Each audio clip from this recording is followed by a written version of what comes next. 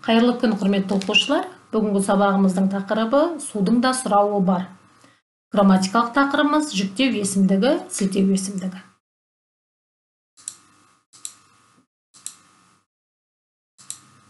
Алдағы сабаққа шолу жасайтын болсақ, алдағы сабақта біз балалар есімдікті өткен болатынбыз. Есімдікті біз зат есімнің, сын есімнің, сан есімнің орнына жүретін орынбасар сөз табы деп атадық. Яғни нақты зат есім болмайды, нақты сын есім болмайды, нақты сан есім болмайды, бірақ белгілі бір заттың сынын, белгілі бір заттың санын, белгілі бір заттың атын, яғни нақты емес, мегзеп, нұсқап, ишарамен көрсетеді. Яғни осындай сөз табын біз есімдіктер деп атадық. Ал бүгінгі сабағымызға тоқталатын болсақ, балалар, біз бүгін есімдік жүктеу есімдігімен және сілтеу есімдігімен танысамыз. Жалпы балалар есімдіктің осындай 7 түрі бар. Оның ішінде бүгін біз жүктеу есімдігімен және сілтеу есімдігімен танысатын боламыз.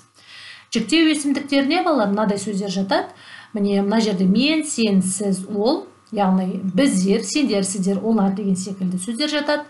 Жүктеу есімдіктері балалар сөйлемде атау септігінде тұрып бастауыштың қызметін атқарады, ілік септігінде тұрып анықтауыштың қызметін атқарады, барыс, табыс, жатыс, шығыс көмектес септіктерінің біреуінде тұрып толықтауыштың қызметін атқарады. Жүктеліп келіп, немесе сөйлемнің соңында тұрып баяндауыштың қызметін атқарады. Ал сілтеу есімдіктері бұған мынадай сөздер жатады балалар.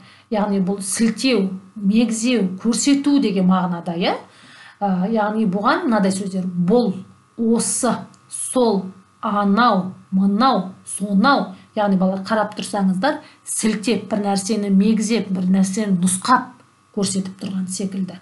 Яғни бұндай сөздерді біз сілтеу есімдіктері деп айтамыз. Сілтеу есімдіктері қайсы деген сұраққа жауап береді. Сілтеу есімдіктері әртүрлі қызмет атқарады балалар жасалу жолына байланысты. Сілтеу есімдіктер сөйлемде атау септігінде тұратын болса, бастауыштың қызметін атқарады және одан кейін міндетті түрде балалар сызықша қойылады. Мысалы, бұлар станцияның маңдай алды құрылысшылары. Кімдер? Бұлар бұл жерде бастауыштың қызметін атқарып тұр.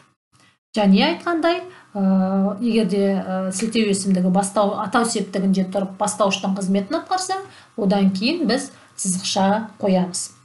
Сілтеу есімдіктері ілік септігінде тұрып анықтауыштың қызметін атқарады. Бұлардың айтқандары жөн. Яғни ілік септігінде тұр. Анықтауыштың қызметін атқарып тұр. Көріп отырғандарыңыздай.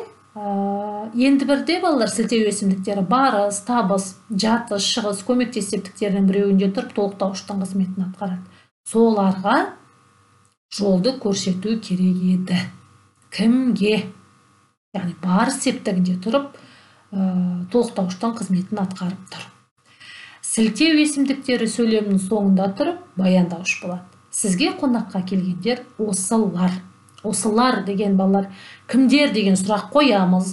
Дегенмен сөйлемнің соңында тұрса, біз алдағы сабақта да айтқан болатынбыз, сөйлемнің соңында, яғни баяндап, аяқтап тұрса, кез келген сөйлемнің соңында тұрған сөз табы, сөйлем мүшесі ол баяндауыш болады. Оқулықпен жұмыс жасап көрейік балалар. Оқулықта бірінші жаттығуға назар аударайық. Судың да сұрауы бар деген мәтін берілген. Яғни бұл мәтінмен таныса отырып, мәтіннен біз негізгі ақпаратты, қосымша және детальды ақпараттарды табу қажетпіз. Санаулы уақыт, 2 минут уақыттың ішінде балалар осы мәтіннен тез арада қандай ақпараттарды көріп отырсыздар, атап шығуларыңызға болады. Өзіңді тексер, мәтіндегі негізгі қосымша ақпараттар, міне балалар мынандай: әлем бойынша 2 миллиардтан астам адам таза ауызсуға қол жеткізе алмай отыр. Бұл үлкен проблема қоғамдағы. Ғалымдар болашақта ауызсу тапшылығы болатын айтып дабыл қағуда. Яғни балалар, ғалымдардың айтуы бойынша ауызсу тапшылығы болуы мүмкін. Ауызсу деген біздің күнделікті тұтынатын суымыз.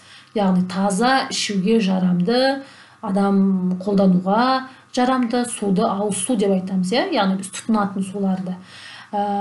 Яғни осы ауызсудың тапшылығы болмас үшін біз әрине үнемдеп ысырап жасамай қолдану керекпіз.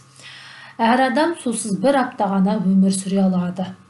Адам 70 жасқа келгенге дейін орта есеппен 75 тонна су ішеді екен. Біздің елімізде осы су тапшылығын болдырмас үшін, алдын алу үшін ауыз су, ақбұлақ бағдарламалары қабылданған. Екінші тапсырма, жіктеу есімдігін, сілтеу есімдіктерін қолданып, жоғарыдағы тыйым сөздердің мағынасын түсіндіріңдер. Міне балалар, кітаптарыңда мынадай тыйым сөздер берілген. Осы сөздерге біз сілтеу есімдігі немесе жіктеу есімдігін қосып айтып, мағынасын түсіндіру қажетпіз. Кәне, қандай сілтеу есімдіктерін қоюға болады? Ауызша өздерің айтып көріңдер. Ал балалар, жаңағы жұмысымызды тексеретін болсақ, сен суды бекерге сапырма, яғни суды бет алды ластама дегенге келеді.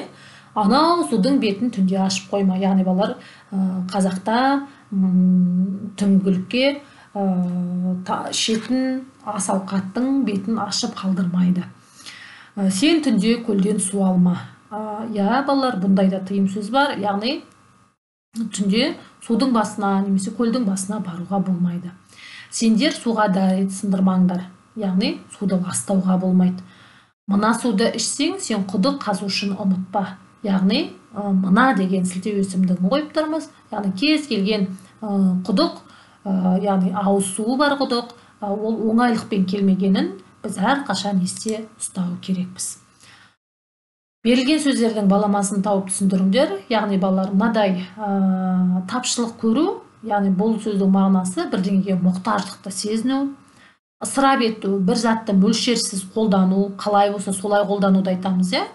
Ысырапсыз жұмсау деген тұтынатын затты қажетіне қарай мөлшермен дұрыстап қолдануды айтамыз.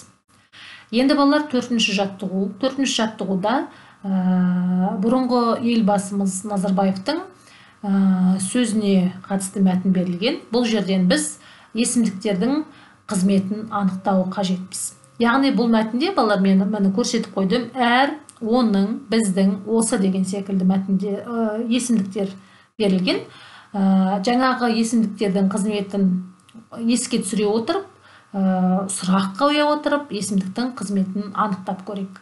Әр мемлекеттің ең басты құндылығы оның халқы. Қай мемлекеттің? Әр мемлекеттің. Кімнің халқы? Оның халқы. Яғни бұл бір сөйлемде екі, әр және оның деген есімдіктер берілген.